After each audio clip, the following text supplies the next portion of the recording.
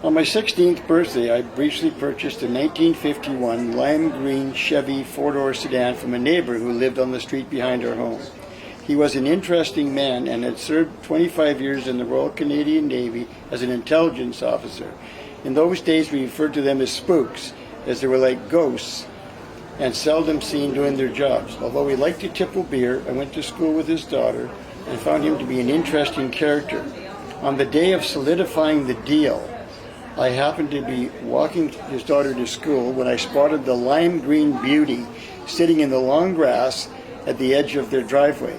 Desperately wanting to buy myself a new car, any car for that matter, and wanting to be like my buddy Buckshot, I zeroed in on the car and immediately forgot about walking his daughter to school.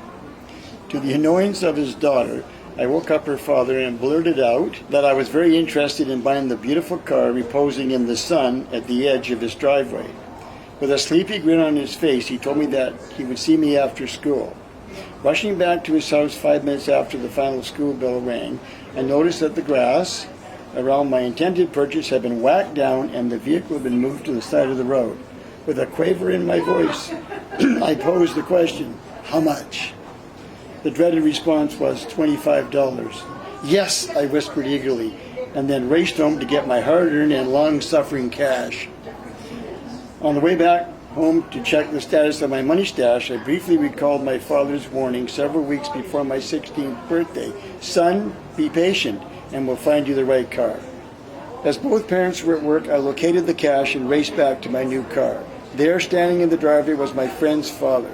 He had opened the hood, trunk, and all the doors of the vehicle and was ready to hand over custody of the beloved possession. As I was approaching the car, I noticed a small wooden crate of bulk oil sitting in the trunk, the type in glass bottles with a metal pour screw top attached to the neck of the jar. Not knowing why there were so many jars in the trunk, I asked the vendor the purpose.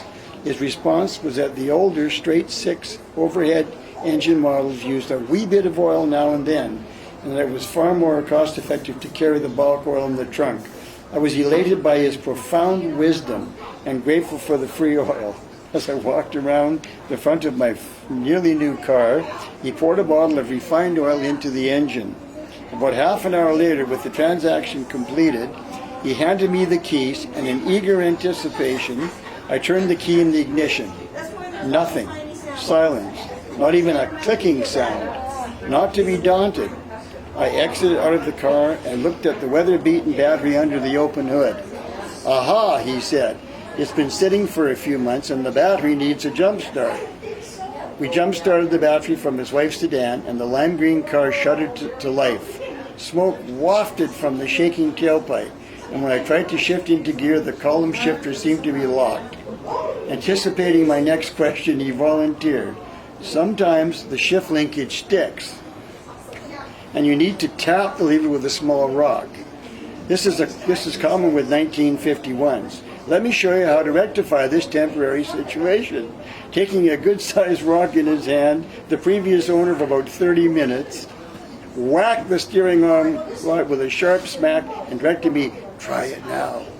Undaunted and still in love with my new car, I managed to shift into first gear, and from having gained experience working with Lulu, the tugboat at the sawmill, I moved forward, smoke billowing behind me while the car continued to shake and shudder as I eased out onto the road and waved goodbye to my new friend.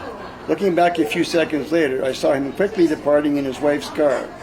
As I wanted to get the feel of my new acquisition, I drove the other way around the block and within 5 minutes turned into our driveway. Alas, halfway into the driveway, the car shuddered, coughed, and died. That's my story.